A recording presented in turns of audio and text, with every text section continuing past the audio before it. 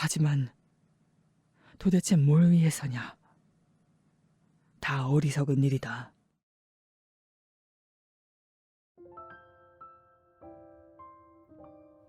오늘 하루 어떠셨나요?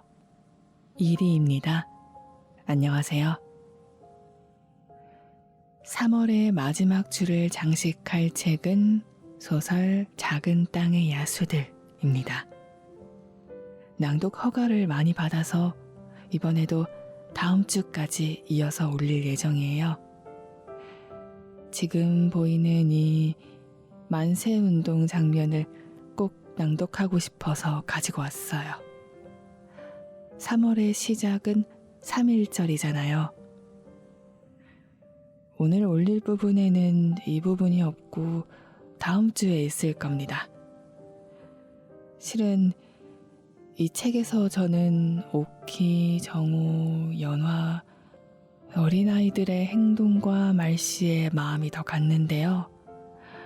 마음이 가는 부분과 읽어드리고 싶은 장면이 일치하는 경우는 많이 없구나 하는 생각을 이번에 다시 해보았습니다. 요즘 세상에 험난하고 슬픈 일이 참 많아요. 마음 다해 무사를 바라며 오늘도 좋은 밤 보내세요.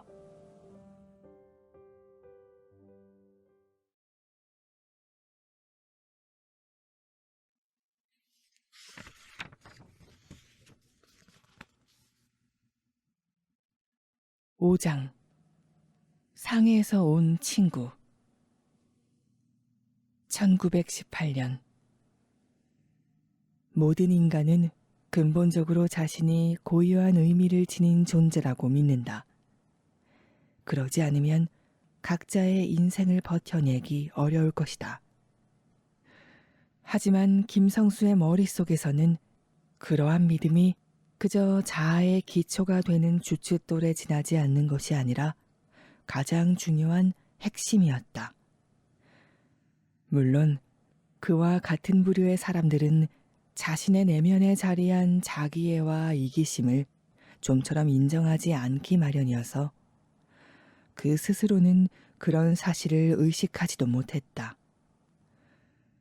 교양 교육을 잘 받은 현대인으로서 그에겐 자신만의 도덕률이 있었고 별 어려움 없이 이를 준수하는 스스로에게 매우 만족했다. 말하자면 그는 한국의 독립 자체에는 찬성했지만 국내에서 자체적으로 발생하는 행동주의 운동이라면 그 어떤 형태이든 반대했다. 사회적 변화는 위에서부터 시작해 아래로 내려올 뿐이며 이를 위한 유일한 방법은 미합 중국을 향해 한국을 해방해달라고 애원하는 것밖에 없다고 그는 믿었다. 친구들과 함께 있을 때면 그는 일본의 압제에 대해 적절한 비판을 토로하며 그 자신의 유려한 웅변과 입속에 맴도는 일제담배의 부드러운 맛을 동시에 즐겼다. 그는 육체적으로, 재정적으로, 때로는 감정적으로 상당히 빠져들어가는 연애들을 여유롭게 지속해 나가곤 했지만 자신의 아내 앞에서까지 그러한 일들을 버젓이 과시하여 굳이 불필요한 수치를 안겨줄 만큼 천박하지는 않았다. 한마디로 한 해에 거의 20만 원씩 벌어들이는 저명한 지주 가문의 외동아들로 태어난 그 남자의 도덕관념과 인격은 그와 비슷한 삶의 조건을 지닌 다른 한국 남자들에 비해 딱히 나쁘다고는 할 수 없었다. 김성수가 어렸을 때 그의 아버지는 도 전체를 통틀어 김부자라 불렸으며 성수 자신은 본가의 하인들뿐 아니라 수십 리 떨어진 이웃마을 소장농들에게까지 작은 도련님이라는 호칭으로 불렸다. 부유한 지주의 아들들이 모두 그랬듯 그 또한 고등학교 시절에 경성으로 보내졌고 대학도 경성에서 다녔다. 20살이 되었을 땐 막 기독교 여자대학을 졸업한 어느 대감의 딸과 약혼해 곧 혼례를 올렸다. 신혼부부는 성수의 삼촌이 소유한 사치스러운 저택 본체에서 안뜰 하나를 사이에 두고 떨어진 방 5칸짜리 별채에 입주하여 거의 3년을 함께 살았다. 그 시기를 보내는 동안 성수는 자신과 비슷한 재력과 학력을 지닌 또래 친구들과 마음껏 어울렸고 매일같이 값비싼 요릿집을 드나들며 기생들과 흥청댔다. 밤이 되면 인사불성으로 취한 채 아내가 있는 집으로 돌아와서는 손수 자신의 옷을 벗기고 갈아입혀주는 아내의 보살핌을 받으며 가벼운 책망의 말을 듣는 게 일상이었다. 아내는 학교의 미국인 선교사들에게 신식 교육을 받긴 했지만 친정에서는 결국 이상적인 아내란 남편의 허물까지도 인내와 희생으로 철저히 포용해야 한다고 배운 사람이었다.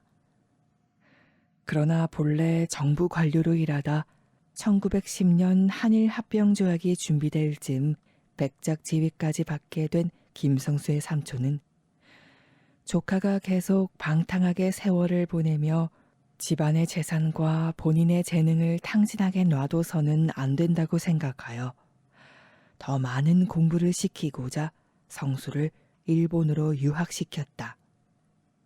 성수는 경성집에 아내를 남겨둔 채 홀로 동경에 도착해 프랑스, 독일, 러시아 등 서구 문학을 건성으로 공부하며 3년을 보냈다. 푸시킨이나 괴테를 읽고 있지 않을 때면 줄곧 다른 유학생 무리와 어울렸는데 그들 중 상당수는 성수 본인처럼 태평하고 여유로운 집안 출신이었다. 한편 정치이론, 국가 독립, 평등권 운동에 심취한 이들도 있었는데 성수는 무의식적으로 그들과 가까이 지내기를 꺼렸다. 한 사람은 지나치게 성가시고 피곤한 유형이었고 다른 경우는 공격적이었으며 또 다른 이는 애초에 교양이라고는 없어 세련된 문화를 향유하고 감상할 줄도 몰랐다. 그러나 뜻밖의 성수는 그 정치 동아리 출신의 또래 학생 중 한 사람과 친밀한 사이가 되었다. 사람은 가끔 자신이 경멸하는 집단 중에서도 단 한 사람만을 골라 의외의 우정을 쌓게 되기 마련이다. 성수는 그 학생의 비범한 지성과 걸출한 집안 배경, 그리고 이후에도 지속해서 그들의 우정을 재정비하는 데 도움을 준 요소인 진정한 겸손함에 공감하고 매료되었다. 그게 바로 김성수와 그의 오랜 벗, 이명보 사이의 내력이었다. 성수가 경성으로 돌아오고 나서도 명보는 그 다음 해까지 동경에 남아 있었다.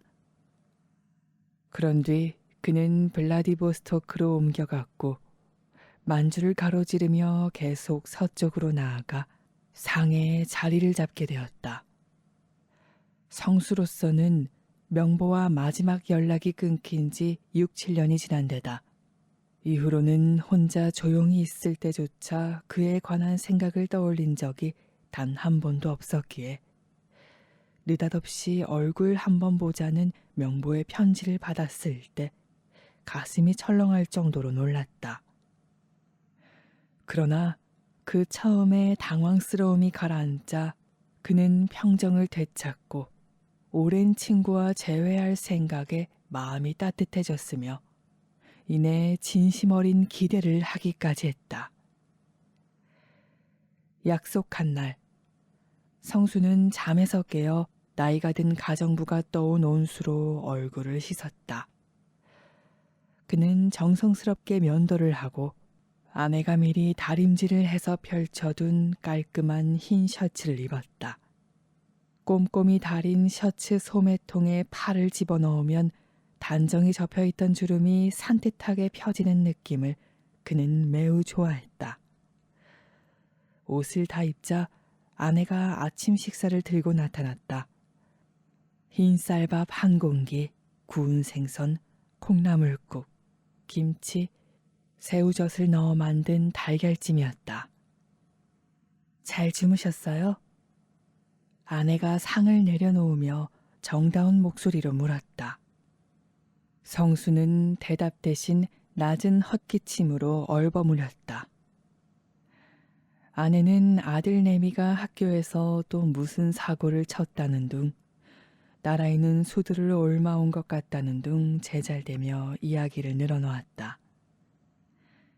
그 모든 가정 문제에 대해 성수는 거의 주의를 기울이지 않았다. 가끔은 아이들이 제 자식이라기보다 아내에게 속한 존재 같다는 느낌도 들었다. 그는 자식들을 향한 자신의 본능적인 관심과 애정이 얼마나 적은지에 대해 스스로 실망했고, 혹시 그런 냉담한 태도는 아이들의 어머니, 즉 자신의 아내에게 느끼는 미미한 감정의 연장이 아닐까 생각했다. 자신을 제외한 아내와 두 아이는 불완전한 조합이었지만 그들 세 사람끼리는 완벽히 자연스럽고 따뜻하고 심지어 열정적인 애착을 보이기도 했다. 마치 아버지 역할을 해줄 사람만 없는, 실존하는 어느 가족의 사진 속에 성수가 어색하게 끼어든 듯한 형국이었다. 성수는 가끔 자신이 다른 이의 아내와 아이들을 데리고 연기를 하는 것처럼 느꼈다. 다 잘됐구먼. 아내가 딸의 수두 발진에 관해 얘기하고 있다는 걸 거의 인식하지 못한 채 성수는 말을 끊었다. 이제 나가봐야겠어. 하늘은 청명하고 공기는 상쾌하기 그지없는 10월 아침이었다. 집의 지붕들과 벽으로 둘러싸인 정원들과 길거리까지 모든 것이 가을의 시원한 황금빛 아래 깨끗하게 씻겨 반질반질하게 빛났다. 혼자 거리를 걸으며 성수는 잿빛 정장에 날렵하게 감싸인 자신의 건강하고 활력 넘치는 육체를 의식했다. 바로 지난주에 그의 전속 재단사가 맞추어 배달해준 그 옷은 이 선선한 날씨에 기막히게 어울렸다. 빳빳하게 풀을 먹인 목깃과 그 사이를 조인 넥타이, 실크 조끼, 모직 중절모, 그리고 반짝반짝하게 윤을 낸 구두까지. 모든 게 흡족하고 즐거웠다. 종로거리도 오늘따라 아름다워 보였다. 여름 내내 종로에 보이던 풍경이라곤 지저분한 빈민이나 노동자들이 떠돌아다니는 모습뿐 곱게 봐줄 구석 하나 없이 더없이 불쾌하기만 한 거리였건만 이제는 단풍으로 불타는 나무들이 도로 위로 희미한 그림자를 들이우는 한적한 절경이 그의 눈에 들어왔다. 사무실에 도착해 하루의 업무를 시작할 때까지도 성수의 기분은 여전히 밝았다. 먼저 비서가 조간신문 한 뭉치를 들고 와 공손히 성수의 책상 위에 펼쳐놓았다. 그가 비서로 채용한 남자는 지방에서 상경한 청년으로 자신의 능력을 입증하고 싶어 열심이지만 원체 번들번들하고 까무잡잡한 얼굴에다 촌티나는 버릇들이 남아있어 교양 있는 지식인으로 행세하기에는 역부족이었다. 성수는 신문들을 대충 훑어보았다. 지금 자신이 중요하고 옳은 일을 하고 있다고 느끼고자 일면에 특필된 주요 시사 소식부터 읽기 시작했으나 곧 흥미를 잃고 기사의 결론까지 가기도 전에 다른 기사를 기웃거렸다. 이면에는 최근 쌀값 폭등으로 인해 불거진 폭력 시위를 언급한 사설이 실려 있었다.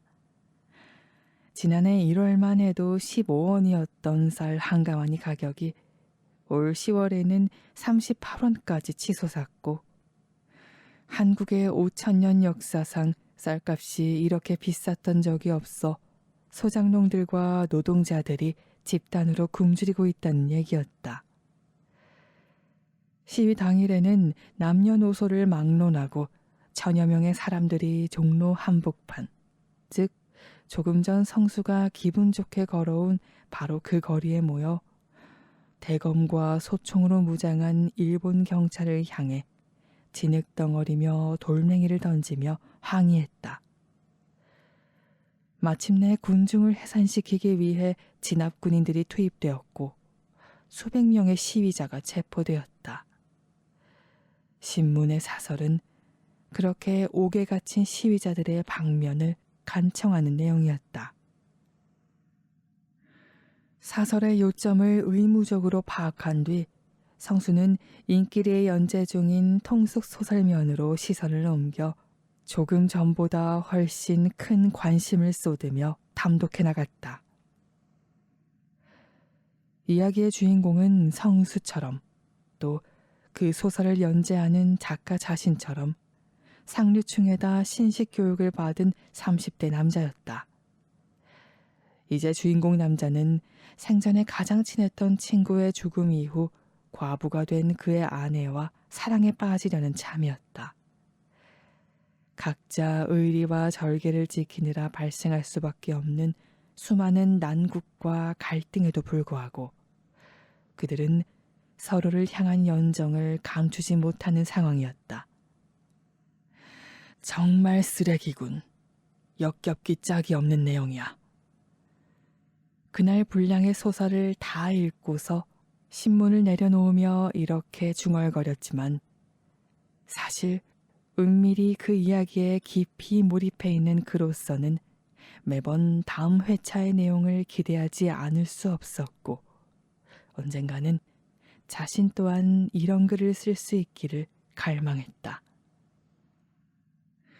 그 다음 한두 시간 동안 그는 자신이 편집장을 맡은 개간 문예지에 수록할 원고를 다듬는 작업에 매진했다. 인쇄 담당자와 짧은 면담 시간도 가졌는데 사무실 지하에 있는 인쇄기에 무슨 문제가 생겨서였다. 성수는 그 인쇄기로 자신의 개간지는 물론 다른 출판사들의 작업물도 찍어냈으며 상업용 소책자들도 외주를 받아 작업하고 있었다. 인쇄 담당자를 사무실에서 내보내자마자 비서가 성수의 문을 두드리고 이명보를 들여보냈다. 이게 얼마만인가? 도대체 얼마만이야? 두 친구는 두 손을 꽉 맞잡아 악수를 나누며 연신 큰 소리로 반가운 감탄의 말을 내뱉었다. 인사를 마치자 성수는 비서를 향해 즉시 커피를 타오라고 소리를 질렀고 흥분으로 빛나는 얼굴을 한 채 두 사람은 자리에 앉았다. 경성에 와 있다고 왜 진작만 해주지 않았나? 난 자네가 아직 상해에 있는 줄 알았어. 성수가 나무라듯 말했다. 이제 막 도착한 거야. 그리고 한 달 후엔 다시 돌아갈 걸세. 명보가 미소를 지으며 대답했다. 신수가 아주 훤한데 그 나라가 자네한테 잘 맞는가 보군. 성수가 사람 좋은 웃음을 터뜨렸다.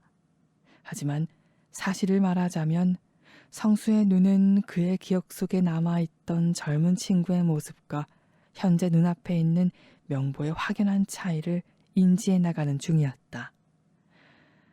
성수가 보기에 명보는 자신보다 훨씬 더 빨리 세월에 치여 늙어버린 듯했다.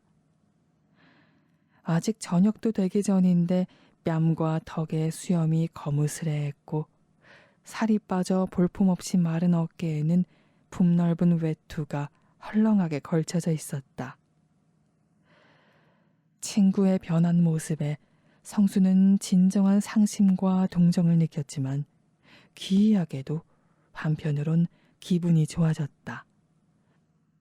명보를 보고 있자니 그 자신이 전에 없이 건강하고 활력 넘치는 남자가 된 것 같았다. 비서가 받침 접시까지 갖추어 준비한 커피 2잔을 서둘러 내왔고 마실 것을 앞에 둔 그들은 다시금 자세를 고쳐 앉았다. 괜스레 띄워줄 것 없네. 아주 건장하고 원기왕성해 보이는 건 내가 아니라 자네인걸. 차 마신 여성분과 결혼하면 자연히 그리 되는 모양이지. 그러고 보니 재수 씨 안부는 어떠신가? 명보가 물었고 성수는 친구가 실상 단 한 번도 만난 적 없는 자신의 아내를 재수 씨라는 친근한 표현으로 지칭하는 것에 웃음을 지었다. 우리 집사람이야 잘 지내지. 못 지내는 적이 없어. 애들은 이제 몇 살이나 됐지? 사내 녀석은 15살이고 딸아이는 이제 막 돌을 지났어. 이렇게 그들은 이후 30분간 각자의 삶과 서로의 가족, 쌍방의 친구들과 지인들, 성수의 출판사, 그리고 그가 시작한 지 얼마 되지 않은 부수적 사업에 이르기까지 그동안 밀린 이야기들을 속속들이 나누었다. 자전거 포라고?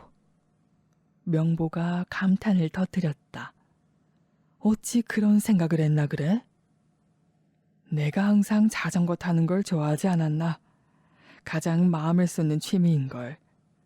성수가 말했다. 하지만 내 이야기는 잊지 마고 자네는 어쩌다 여기 온 거야? 아니, 그 이야기는 점심 먹으면서 하세. 시장하지 않아? 개업한 지 얼마 안 된 최신 식당으로 모시지. 명월관이라는 요리집인데 궁중식으로 7첩, 아니 9첩 반상이 나와. 아주 근사하다고. 처음으로 명보의 얼굴이 미묘하게 흐려졌다. 마치 저도 모르게 스쳐나오는 불쾌한 감정을 감추려는 듯했다. 그가 입을 열었다. 아니야, 괜찮아. 별로 배도 안 고프고 여기 있는 것도 아주 편안한걸. 진심인가? 제발 같이 가보세. 내가 대접한다니까. 성수가 졸라댔다. 이렇게 오랜만에 만난 반가운 친구에게 점심도 못 사게 하면 내가 부끄러워진다고. 그 소리에 명보는 다시 미소를 지었고 얼굴에 맴돌던 냉기도 사라졌다. 자네는 내가 기억하는 옛 모습처럼 여전히 관대하고 호방하구먼. 학교 다니던 시기에도 다른 친구 몇몇이 돈만 알고 자란 부잣집 도령이라며 자네 험담을 늘어놓을 때마다 난 항상 자네를 옹호했었지. 자네가 다른 이들이 지레짐작하는 것보다 훨씬 선하고 친절한 사람이라는 걸 알고 있었거든. 명보, 나는 잘 모르겠어. 성수가 갑자기 풀죽은 기분으로 말했다. 난 자네가 말하는 그런 사람이 아니야. 그런 칭찬을 받을 만한 일은 아무것도 한 게 없는걸. 하지만 만약 기회가 주어졌다면 어떻겠나? 명보가 흥분한 기색으로 물었다. 자네의 선함을 증명할 만한 기회만 주어졌다면 자네도 옳은 길을 선택하지 않았겠어? 그게 무슨 말인가? 난 이해가 잘 안 되는데. 당연히 이해하고 말고. 모르겠나? 사람들이 죽어가고 있다네, 성수. 피땀 흘려 일해온 순박한 농부들이 말이야. 끼니 때마다 상에 밥 한 술 올리기 위해 모든 시간을 쏟느라 평생 나쁜 짓이라곤 해본 적이 없는 사람들인데. 바로 이 사무실 앞. 여기 경성의 심장인 종로에서 수천의 민중이 압박에 항거하기 위해 일어나 맨손으로 싸웠는데 자네도 그 모습을 못 봤을 리 없겠지. 명보의 눈이 낯설게 번득였다. 그들 입에 들어갈 쌀이 왜 없겠나? 자네가 한번 말해보게. 쌀값이 오르고 있기 때문이겠지. 성수가 마지못해 대답했다. 아니, 글쎄... 그게 정확한 대답이라고는 할 수 없어. 쌀값이 오르는 건 일본인들이 토지조사 사업을 벌여 한국 땅을 구석구석까지 살펴보는 과정에서 조상 때부터 대대로 물려받거나 구두약조를 통해 땅을 갖게 되어 문서로는 자기 소유임을 증명할 수 없었던 가난한 문맹 농민들이 평생 일구어온 제 농지를 하루아침에 빼앗겼기 때문이야. 소위 소유자가 없는 땅이 되어버린 많은 토지가 정부에 귀속되거나 지주들 또는 일본인들의 법인 회사에 매각되었지. 그래서 그 전까지 자기 토지를 소유한 소농이었던 사람들이 대지주에게 귀속된 소장농으로 전락해버렸고, 그들이 정부에 세금을 내고 토지 임대료를 내고 농기구 사용료를 내고 관계수로 사용료 등을 다 내고 나면 자기들이 먹을 식량을 살 돈조차도 남아있지 않아. 그러면 벽시라도 확보하기 위해 이듬해 나올 농작물을 담보 삼아 지주에게 돈을 빌릴 수밖에 없는 거야. 이 악순환은 매년 심해지고 그들은 뼈가 드러날 정도로 말라가지. 그러고 나서 지주는 소장농 중 한 사람이라도 야반도주할 경우 마을의 나머지 소장농 전부가 그가 남기고 간 빚을 갚아야 한다는 공동계약서에 서명하도록 만들어. 그렇게 아무도 감히 달아날 생각을 못하고 전부 굶어 죽을 때까지 한자리에서 죽어라 발버둥치게 만드는 거야. 한편 한국 땅에서 생산되는 쌀 대부분을 손에 넣은 대지주들은 쌀 수요가 절박해질수록 가격을 높이고 그 높아진 가격으로 더욱 부자가 돼. 그들의 곳간마다 천장까지 곡물자루가 그득그득 차는 동안 나머지 사람들은 모두 굶주림에 죽어가고 있다고. 지금 상황이 이렇게 돌아가고 있는데 자네는 아무런 문제가 없다고 말할 수 있겠나? 이상적인 상황은 아니지만 그렇다고 내가 뭘 할 수 있겠어. 그리고 또 어조는 부드러웠지만 성수의 말에 순수한 선의만 담겨있지는 않았다. 자네 자신도 지주의 아들 아닌가? 내가 그랬듯이 자네 역시 태생부터 자본계급으로 이득을 보았고, 그래서 자네는 내게 뭘 제안하고 싶은 건가? 잘됐네. 그리 말을 꺼내주니 마음이 편하군. 명보가 만족스러운 미소를 띠며 말했다. 나는 양심상 내 육신과 영혼의 모든 부분이 부도덕하다고 느끼는 사회체제로부터 계속 이득을 취할 수는 없네. 아버지가 돌아가신 다음 영지를 상속받으면 나는 언제나 그 땅을 돌봐왔던 소장농들에게 반절을 떼주고 나머지 반절은 팔아서 대의를 위한 기금을 마련할 생각이야. 그렇지만 당장은 내가 가족에게서 금전적인 지원을 받지 못하고 상회에서 기획 중인 독립운동을 이어가기도 몹시 어려운 상태이다 보니. 세상에, 그래서 날 만나러 온 건가? 성수가 물었다. 그러면 총 필요한 금액이 얼마쯤인데? 먼저 이 일이 결코 나 혼자만을 위한 게 아니라는 걸 자네도 알아줘야 하네. 대의를 위해 필요한 자금이야. 만주에 있는 우리 용감하고 젊은 청년들을 먹이고 입히고 훈련하는 데 들어가는 금액이지. 그들은 우리 조국을 위해 기꺼이 목숨을 내던질 인재들이야. 명보의 얼굴은 붉어졌고 눈에는 촉촉하게 눈물이 고였다. 자네만큼 탄탄한 입지를 가진 남자라면 기부금 2만 원 정도는 쾌척할 수 있지 않을까 생각하고 있었네. 2만 원? 이 친구야. 그 돈이면 집 20채는 살 수 있다는 걸 알고 하는 소린가? 성수가 고함을 질렀다. 다들 내가 엄청난 부자라고 생각하는 것 같은데 나한테도 그건 큰 돈이야. 곰곰이 생각 좀 해봐야겠네. 그렇게 말하면서도 성수는 이미 자신이 명보에게 그만한 돈도 그 정도 값어치에 비견하는 그 어떤 것도 건넬 일이 없으리라는 걸 알고 있었다. 그는 즉각적으로 결정을 내린 터였고 그저 거절의 고시를 붙일 시간이 필요할 뿐이었다. 자네는 아름다움을 추구하는 예술가 아닌가, 성수. 한데 지금 이 세상에서 벌어지는 일을 향해 어찌 마음을 닫고 있을 수 있나? 명보가 씁쓸하게 중얼거렸다. 그 반대야. 예술가인이 오직 예술에만 마음을 쏟을 수밖에 없는 거지. 정치는 자네 같은 정치인들의 몫인 거고. 성수가 대꾸했다. 그 다음엔 또 뭐람. 들판에서 고되게 일하는 남소들을 생각하며 자책과 동정을 느끼기라도 하란 말인가? 우주의 삼라만상은 각자 자신이 속한 위치가 있는데 말이다. 알았네. 자네에게 강요할 수는 없겠지. 그저 지난날 동경에서 자네가 눈독 들였던 그 게이샤한테 따로 집 한 채까지 마련해 주느라 아낌없이 탕진했던 돈이 얼마나 되는지 회고해 보길 바라네.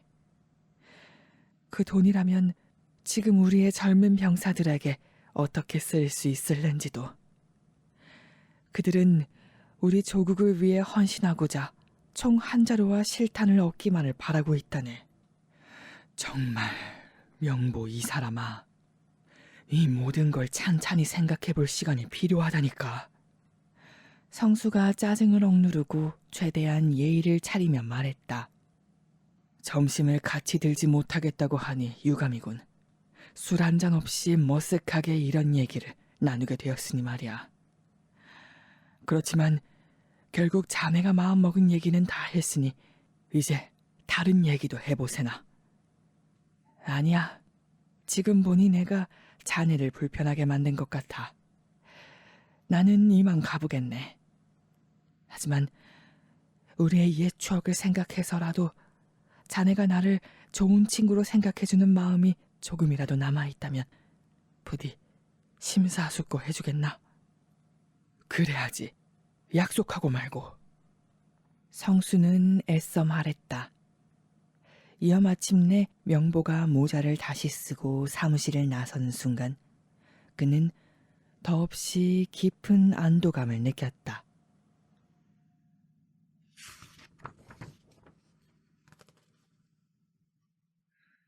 6장 가두행렬 1918년 명보가 자리를 뜨고 나서 성수는 자신도 사무실을 나서기 전에 10분쯤 기다렸다. 오랜 친구와의 만남이 바라던 대로 흘러가지 않았다는 게 진심으로 유감스러웠다. 함께 먹고 마시며 지난 모험담을 추억하고 누군가 지난날 자신의 모습을 여전히 기억하고 있다는 사실에 기쁨을 느끼며 흥청거리는 대신 그들은 지금 서로가 얼마나 달라졌는지 알고 큰 충격을 받은 터였다. 이는 새로운 사람을 만났는데 상대방의 마음에 들지 않는 경우보다 훨씬 더 불쾌한 상황이었다. 게다가 지난 몇 년 동안 성수의 잘못을 감히 그의 앞에서 지적한 사람은 아무도 없었다.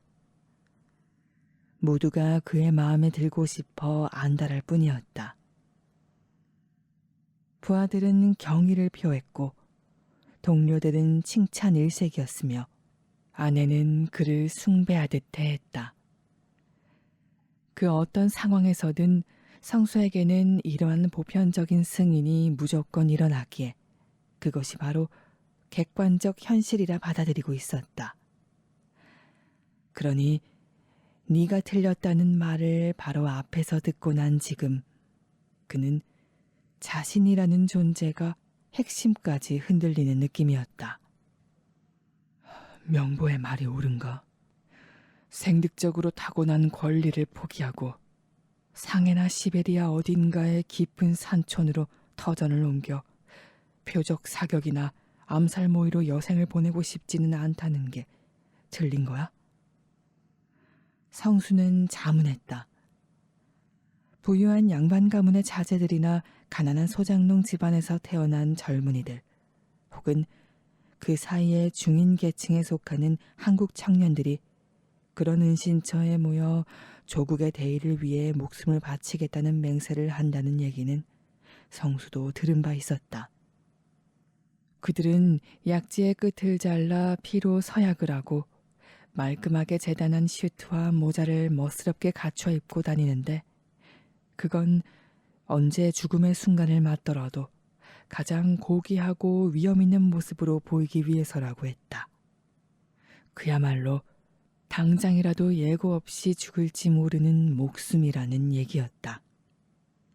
또한 여자들은 너나 할 거 없이 그런 청년들과 열정적인 사랑에 빠진다고도 했다. 하지만 도대체 뭘 위해서냐? 다 어리석은 일이다. 그런 짓을 한들 아무런 성과도 나오지 않아. 그뿐만 아니라 암살은 살인 범죄잖아. 이러한 일련의 생각이 성수의 불안과 초조함을 조금씩 가라앉히기 시작했다. 우리는 일본인들이 우리 민족을 살해하고 있다고 말하지만, 그렇다고 그들을 똑같이 살해하자는 게 과연 올바른 답일까? 그 모든 게 너무 야만적이고 그만큼 옳지도 않은 짓이야.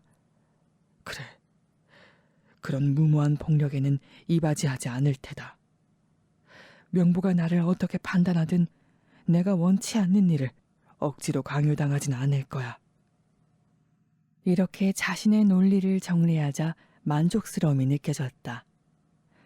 사무실을 나가 길거리로 향하는 동안 그는 다시 상승한 자존감을 느끼며 거의 미소를 짓기까지 했다.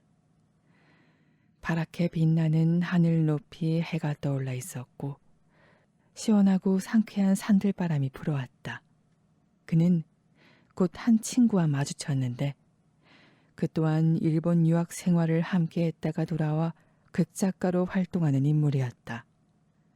성수는 친구와 악수를 나누고 그와도 아는 사이인 명보 이야기를 꺼냈다. 자네 둘을 한날에 만나다니 참으로 이상하군. 성수가 말했다. 그러곤 명보가 육체적으로나 재정적으로나 그리 좋아 보이지 않았다고. 아마도 옛 친구들에게 돈을 빌리기 위해 한동안 경성에 머무르고 있는 것 같다고. 그리고 성수 자신도 명보의 부탁을 즉시 받아들이지는 못했으나 아직도 생각은 해보는 중이라고 조심스레 이야기를 늘어놓았다. 물론 이 모든 내용은 직접적인 표현 없이 솜씨 좋게 애둘러 전달되었다. 거절하길 잘했어. 극작가가 말했다. 나는 전부터 그치의 수작을 견딜 수가 없었네. 미리 귀띔해줘 고맙구먼. 만약 그치가 날 만나자고 하거든 무슨 구실이라도 돼야겠어. 그들이 지난 이야기를 주고받으며 걷고 있자니 바로 앞에 많은 사람이 모여 큰 소리로 뭔가를 외치는 모습이 보였다. 아이고, 이것도 시위인가? 다른 길로 돌아가세. 성수가 말했다. 시위 같지는 않아. 사람들이 웃는 소리 같은걸? 무슨 공연이라도 하나 보지? 극작가는 구경거리를 좋아했기에 소리가 나는 방향으로 다가가기 시작했다. 가까이 가서 보니 군중은 대로 중앙에 있는 무엇인가를 향해 함성을 지르며 손뼉을 치고 있었다. 인파를 뚫고 제일 앞쪽으로 나아가자 사람들의 환호를 받으며 대로 중앙을 행진하는 기생 20서너 명의 행렬이 눈에 들어왔다. 여자들은 제각기 아름다운 비단 옷차림에 등 뒤쪽으로 하얀 띠를 늘어뜨리고 있었다. 띠 위에는 각 기생의 기명과 새로 개점한 식당 명월관의 이름이 나란히 적혀 있었다. 그중 몇몇은 꽃이 가득 담긴 바구니를 들고 걸으면서 이따금 환호하는 군중을 향해 꽃을 한 송이씩 던져주었다. 대단하군. 극작가가 웃음을 터뜨렸다. 얼마나 영리한 발상인지. 명월관 소문이 온 시내에 단단히 나겠어. 우리도 곧 함께 가보세. 언제나 아름다운 여자들의 모습을 즐겨 감상하는 성수는 이처럼 화려한 기생 행렬에 큰 관심을 쏟으며 지켜보았다. 그러다 그가 문득 깜짝 놀라 얼어붙었다. 행렬의 중간쯤에서 낯익으면서도 달라진 다니의 얼굴을 발견했던 것이다. 처음에는 그저 자신의 기억 속에 남아있는 얼굴을 지금 저 여인의 모습과 차근차근 견주어 볼 수밖에 없었다. 둥글었던 그의 얼굴은 전부 다 갸름해졌고 이목구비는 더욱 또렷하게 두드러졌다.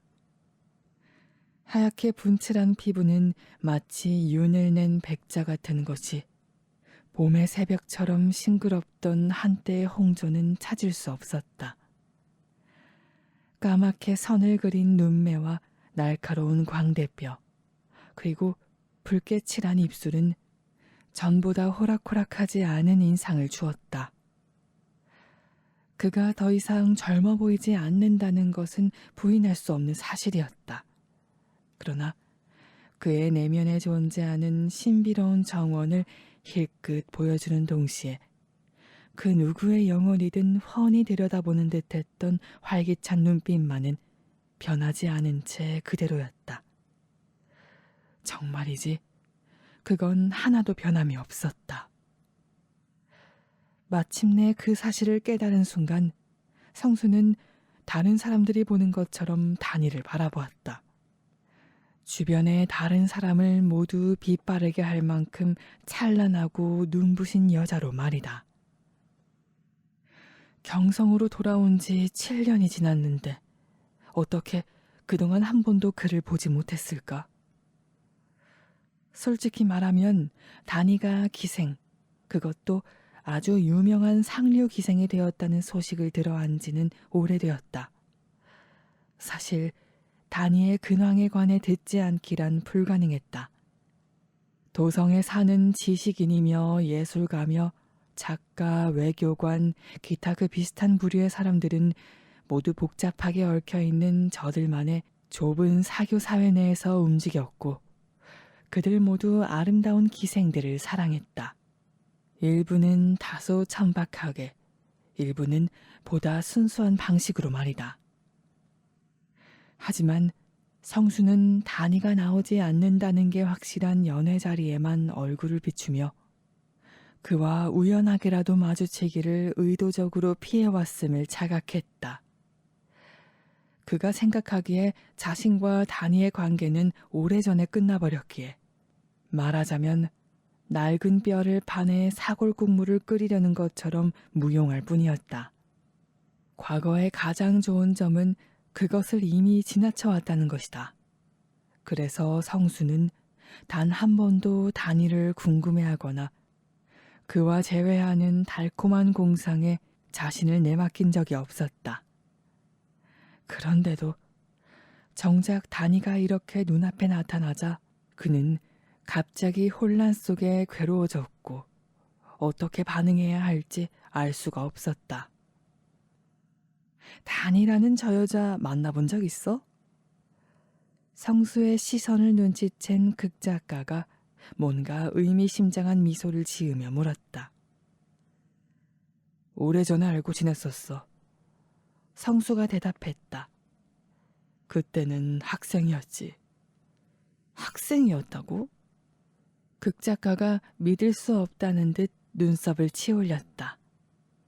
성수는 다니의 어머니가 그 역시 명성을 날린 기생 출신이었는데 당대 유력한 관리의 두 번째 아내가 되면서 기적에서 은퇴했다고 설명했다.